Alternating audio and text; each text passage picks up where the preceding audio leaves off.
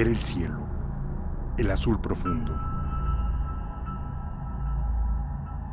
Pensar en su inmensidad, en lo inmaterial, en lo absoluto de un espacio que es también el espacio interior, el del espíritu.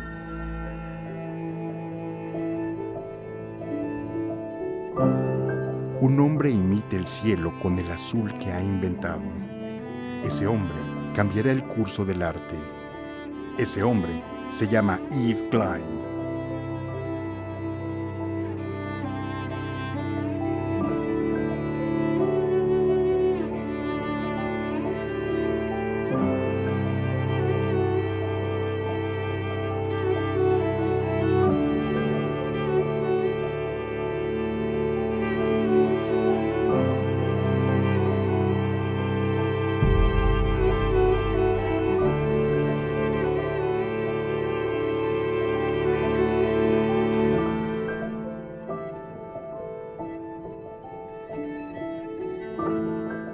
Klein es, por así decirlo, uno de los mitos fundadores de lo que ahora entendemos como una variedad de prácticas, desde el libro de artista, la simulación artística, el monócromo como uno de los momentos autocríticos claves de la práctica artística del siglo XX, del arte acción de una manera muy central, también de la noción de una serie de procesos de desmaterialización, de eliminación del objeto en las prácticas de arte. Que es la idea de que el arte no está depositado en los objetos físicos, sino el arte es un campo de sensibilidad inmaterial. Es decir, tiene que ver con la experiencia, con la sensibilidad de orden estético, y en Yves Klein es precisamente esta concepción lo que determina las experimentaciones que hace en torno a la pintura, a su concepción de la técnica, su propuesta en torno al color. Y esta concepción de lo inmaterial está también muy relacionada con dos conceptos: la idea del vacío y la idea de la impregnación. Yves Klein es hijo único. De padres pintores, ha nacido en Niza en 1928. Ahora tiene 19 años y se encuentra en la playa con sus amigos Armand y Claude.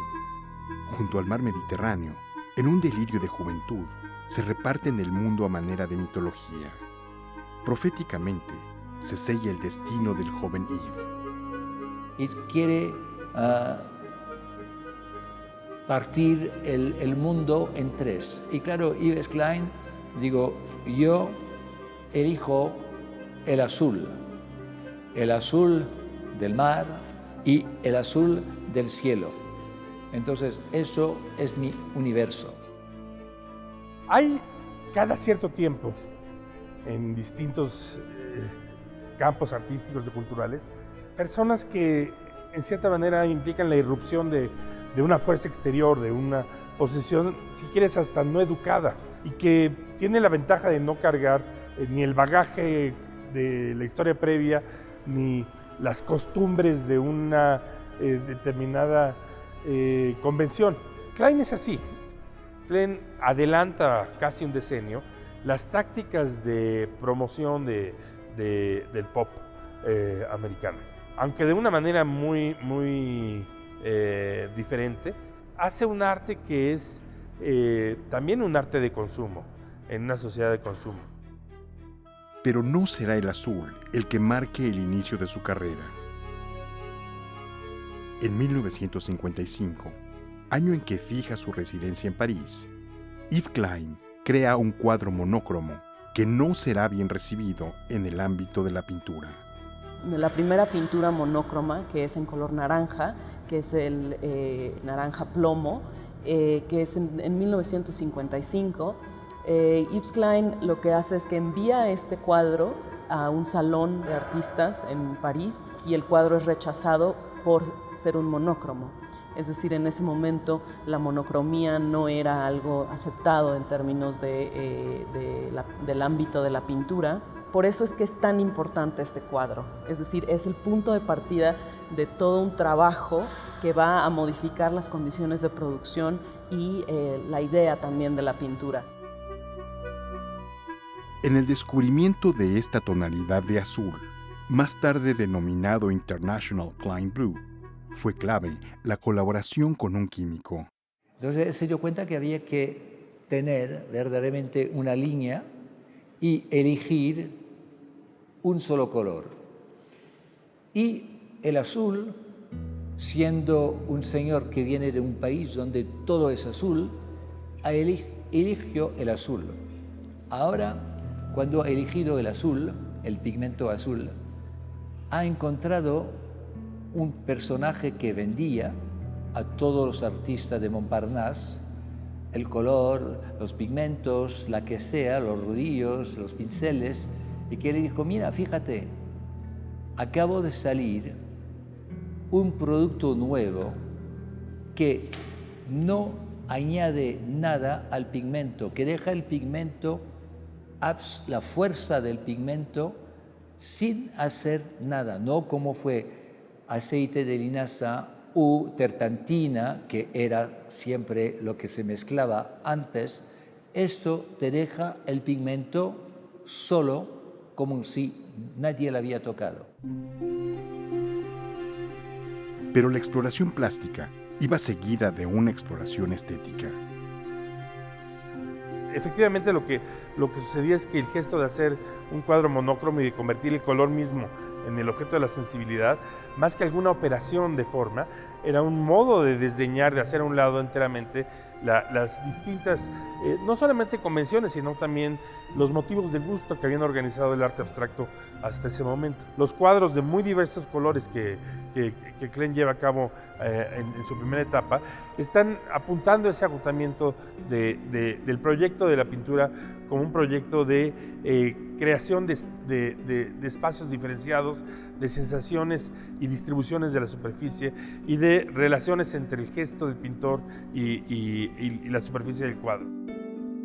A las cualidades plásticas del azul, que le permitían manejar texturas y profundidades, también está asociada la inmaterialidad. Esta idea de que no tenga dimensiones precisamente tiene que ver con la posibilidad de que la experiencia que tienes frente a ese color sea más bien la experiencia en el color, precisamente porque no hay sensación de profundidad y porque de repente toda esta serie de objetos, muchas veces objetos que existen en el mundo, las esponjas, un biombo, ¿no? Una cama de pigmento, sean en realidad, digamos, se vean totalmente absorbidos por este pigmento azul, por este color. Entonces la monocromía produce una experiencia de orden sensorial, pero no nada más sensorial, sino casi de orden espiritual, ¿no? Del filósofo francés Gaston Bachelard se dice que es el inventor de un espacio poético a través de su trabajo. De Yves Klein bien se puede decir que es el inventor de la versión plástica de ese espacio. Había habido en ese momento el desarrollo de orden técnico, de medios y adherentes que hacían que este pigmento no se transformara, digamos, del polvo a la aplicación. Esa razón técnica, pero también el interés que le produce el observar este azul y, en cierta manera, percibir en él un espacio ilimitado, un espacio como el del cielo, el espacio ilimitado que Gaston Bachelard había reflexionado en sus libros de fenomenología. Son los motivos que a él le hacen fijarse en este color y establecerlo como una especie de marca. La experimentación lo lleva a aplicar el azul Klein a diversas formas.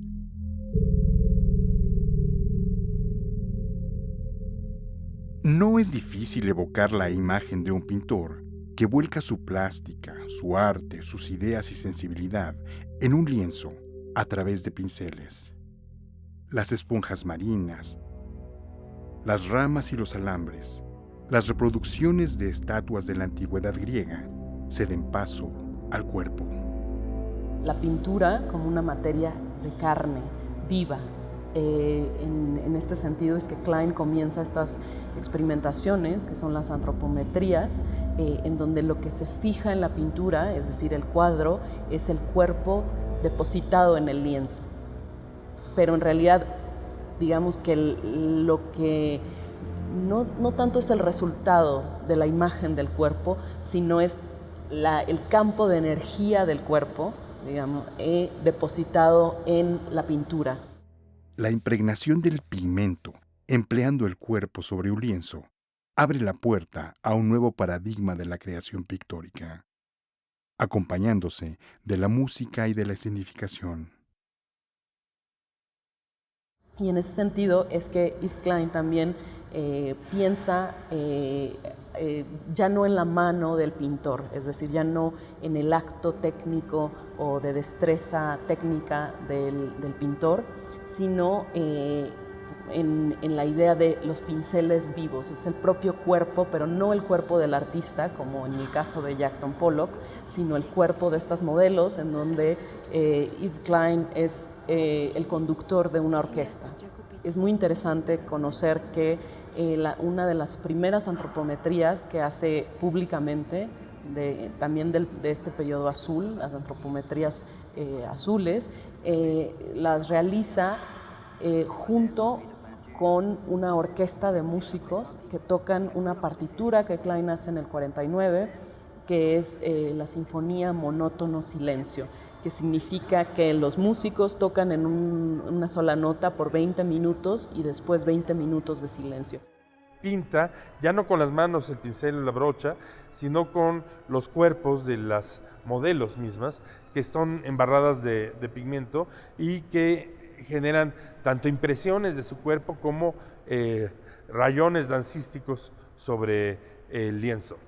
Las antropometrías del periodo azul en buena medida llevan al extremo lo que había ocurrido en la pequeña película extremadamente importante que Hans Mammuth hizo de Pollock pintando, hacer visible el efecto dancístico de la relación entre cuerpo y lienzo en este momento en que la pintura está abandonando la mano y la precisión del pincel. Las antropometrías adquieren entonces un carácter ritual. Su registro en fotografía y cine se vuelven rastros de la inmaterialidad. Klein efectivamente argumenta que sus modelos, uno de ellos su esposa y el artista Rotrou, operan como pinceles vivientes, pero en realidad son las actrices de un ritual. Y es muy característico el trabajo de Klein en los films, este sentido de aparecer como un gran maestro de ceremonias, vestido de frac, prácticamente con guantes, dirigiendo a estas mujeres extremadamente bellas para que ellas se embadurnen pintura y luego conduciendo de manera muy detallada el modo en que debían arrastrarse, imprimirse o tocar la tela con sus cuerpos. La visión de Klein también replantea el vínculo entre el artista y su modelo. Una acción y una serie que extremó la erotización de la relación entre el artista y su modelo. En cierta manera, esta relación que a veces era efectivamente erótica, pero que por lo menos en la imagen representaba una fetichización del cuerpo de la mujer, que Picasso, por ejemplo, exploró, y también Matisse, de manera muy intensa. Aquí quedaba ilustrada y publicitada, convertida en una acción. A Yves Klein se le identifica, además, como uno de los precursores del arte-acción y de lo que actualmente identificamos como performance. En la década de los 50 del siglo XX, se trataba de expresiones vanguardistas. Esa es la definición de vanguardia. Los artistas que saben o que tienen esta ambición de ir más allá de lo conocido, y por eso es que Yves Klein grababa cada una de las acciones que hacía, y entonces esas películas se convertían también en piezas y su vida cotidiana era para Yves Klein una obra de arte. La boda con su esposa Rotraut es también, digamos, un acto de tipo performático. Y las cenas, es decir, cada minuto, por decirlo así, de la vida de Klein está haciendo una acción artística en pos, digamos, de esta revolución en el arte. Él estaba seguido toda su vida, desde que ha podido pagarlos, con 2 fotógrafos, que eran sus fotógrafos pagados, que todo siempre estaba a su lado, porque él registraba, tuvo una especie de idea que lo que hacía era súper importante. Es alguien que escenifica su boda como una especie de gran ritual añejo aristocrático, que preside la producción artística como si fuera una especie de mago, que produce además objetos de una contundencia visual totalmente incuestionable, que siguen produciéndose una fascinación mayor, y al mismo tiempo está empeñado en explorar vías de relación antieconómica en relación a lo que significó sus acciones inmateriales.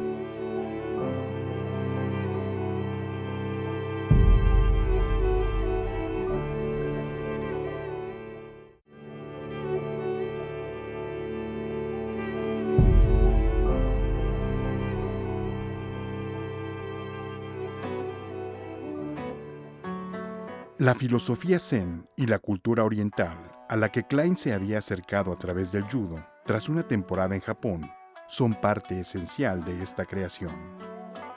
Klein vive varios años en Japón porque antes de dedicarse al arte de ser artista siquiera, era un judoka profesional.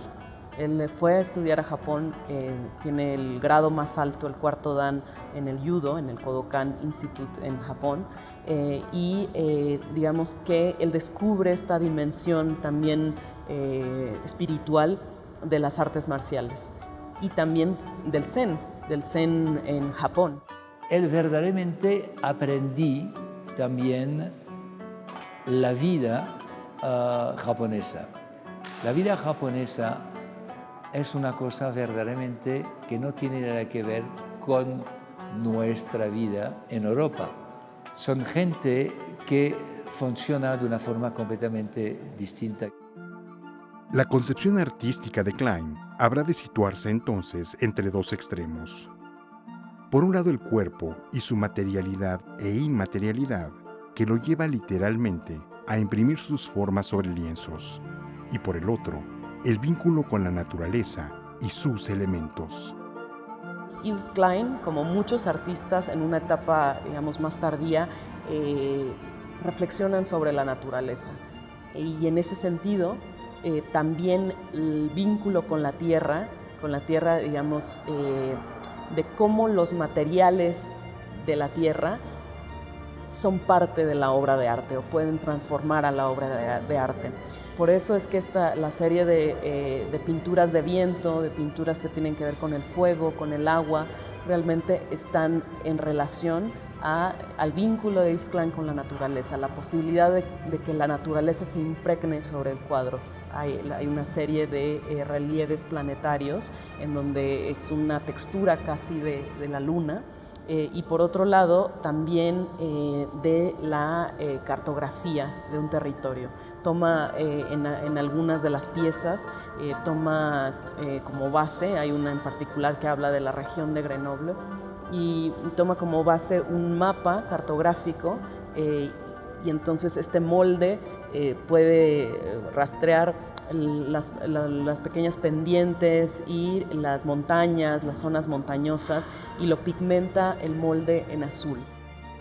Y de nuevo, habrá de recurrir a un carácter performático, en donde se puede ver a Klein empleando sopletes para marcar lienzos con fuego.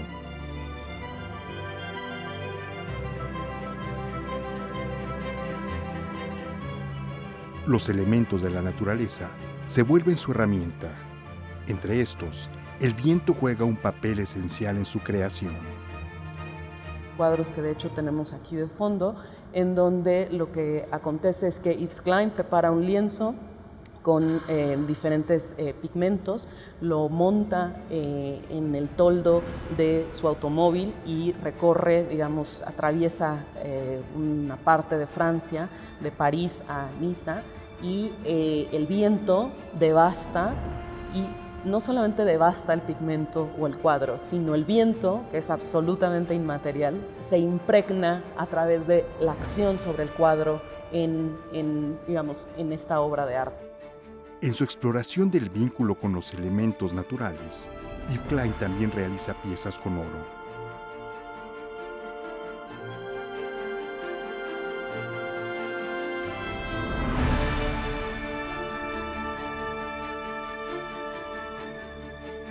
Es este material el que da pie a la que es quizá una de sus piezas más célebres.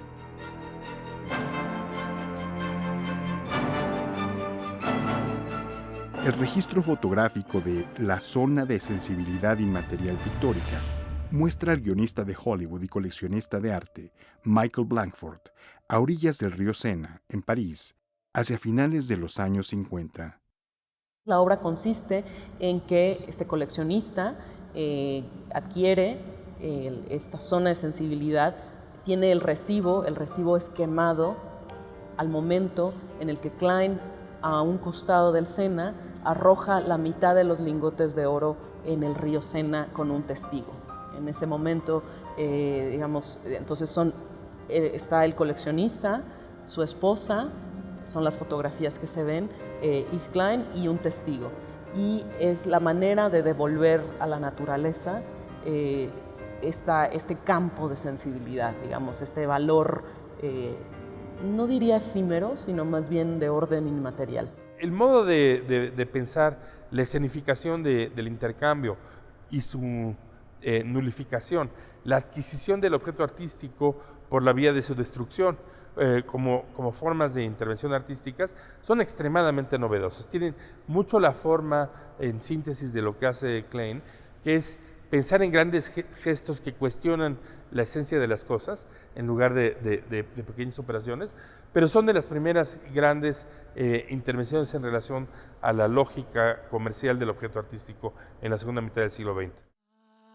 Hace un talonario de recibos de pago en donde lo que va a vender o lo que va a intercambiar, no tanto vender, es 7 zonas de sensibilidad inmaterial pictórica.